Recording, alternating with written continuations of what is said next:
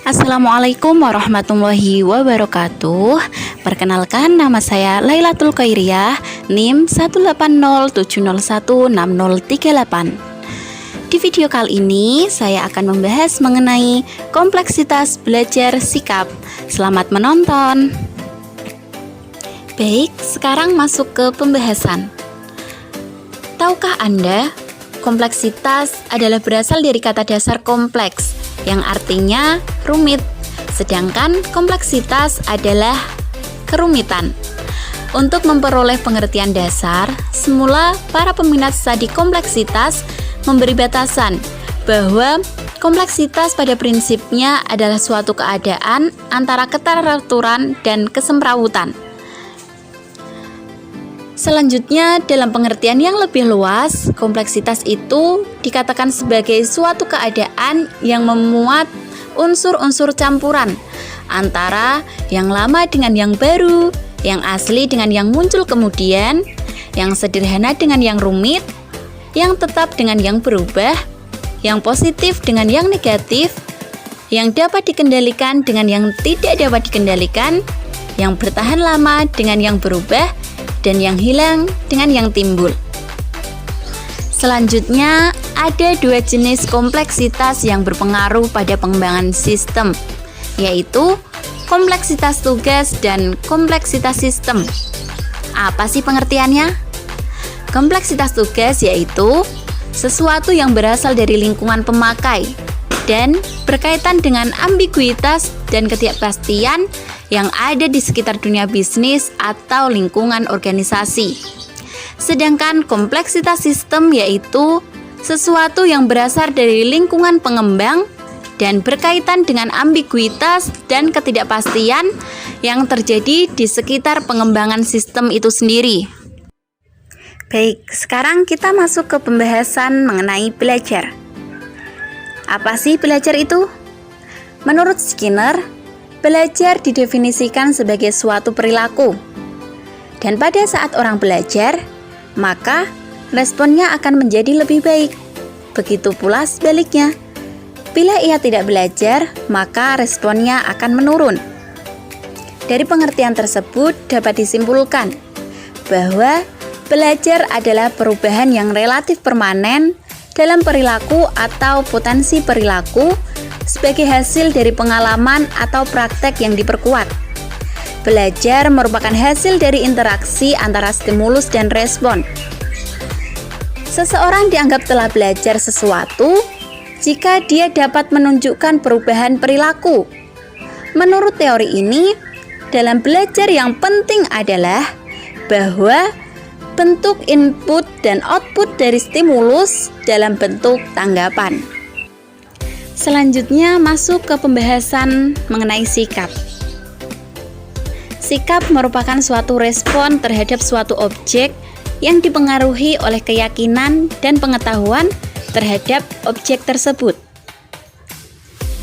Menurut Feldman, sikap merupakan keseluruhan sistem dari komponen-komponen kognitif, afektif, dan behavioral, di mana di dalamnya terdapat aspek evaluasi.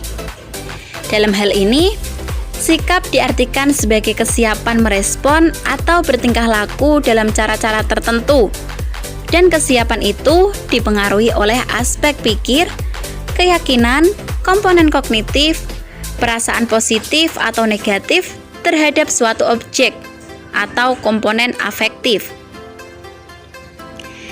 Dari beberapa pengertian tersebut, dapat disimpulkan bahwa sikap adalah respon yang diberikan seseorang terhadap hasil penilaian atau evaluasi mengenai suatu objek yang dipengaruhi oleh aspek keyakinan dan pengetahuan, sehingga mencerminkan perasaan suka atau tidak suka, penerimaan atau penolakan, dan kepositifan atau kenegatifan terhadap objek tersebut.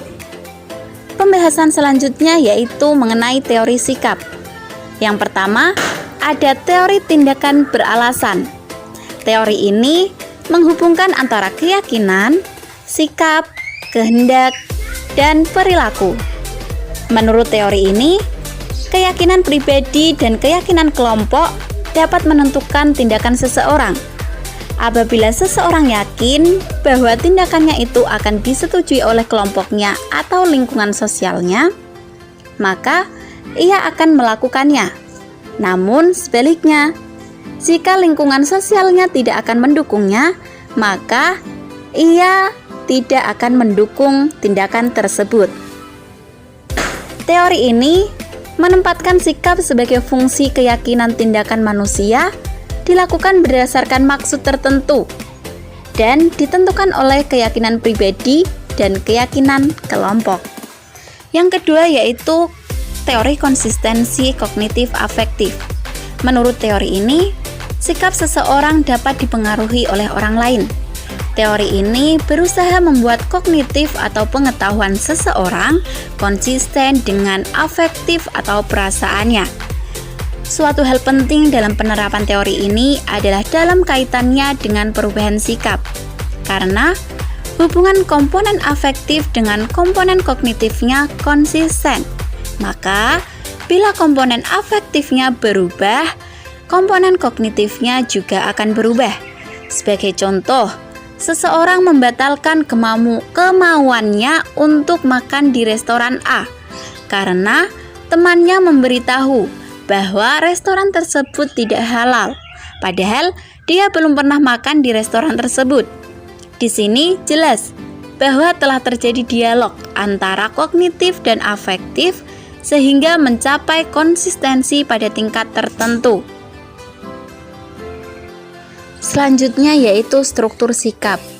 Dilihat dari strukturnya, sikap terdiri atas 3 komponen, yaitu komponen kognitif, komponen afektif, dan komponen konatif.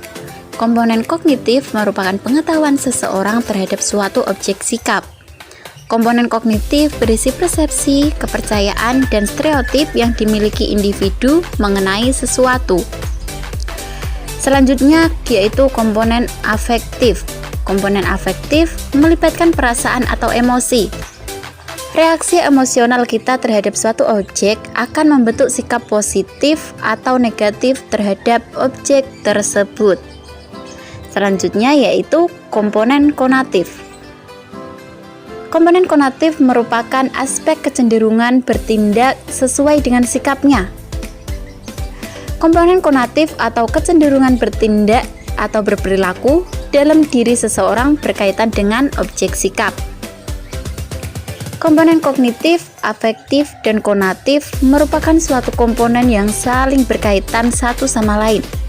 Ketiga komponen tersebut berada dalam satu ikatan, satu sistem yang tak terpisahkan. Apa sih fungsi dari sikap? Baik, fungsi dari sikap atau tugas dari sikap itu sendiri dapat dibagi menjadi 4 golongan. Yang pertama, sikap berfungsi sebagai alat untuk menyesuaikan diri.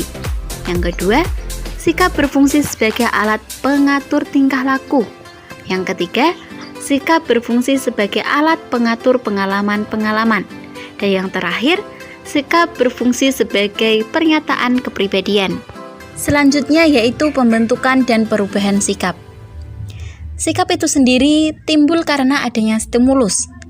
Terbentuknya suatu sikap banyak dipengaruhi perangsang seperti lingkungan sosial dan kebudayaan.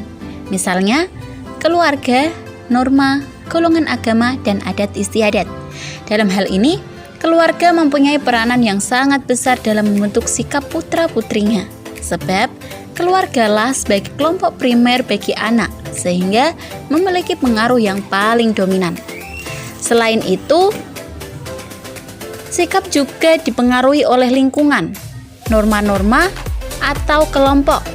Karena hal ini akan mengakibatkan perbedaan sikap antara individu yang satu dengan individu yang lain karena perbedaan pengaruh atau lingkungan yang diterimanya. Sikap tidak akan terbentuk tanpa interaksi manusia terhadap objek tertentu. Sedangkan faktor-faktor yang menyebabkan perubahan sikap ada 2. Yang pertama, faktor internal, yaitu dari dalam manusia itu sendiri. Dan yang kedua, faktor eksternal, yaitu faktor manusia lain atau lingkungan dari luarnya.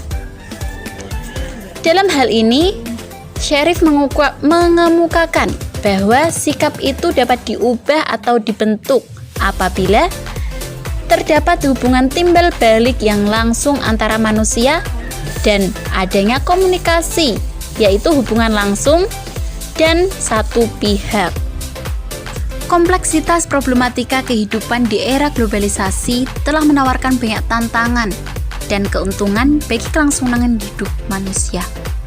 Dan tantangan yang paling berat dalam hal ini adalah persoalan pilihan nilai moral atau sikap, budaya, dan keagamaan. Maka dari itu, pembelajaran yang memiliki motivasi tinggi ditunjang dengan pengajar yang mampu memfasilitasi motivasi tersebut akan membawa pada keberhasilan pencapaian target belajar.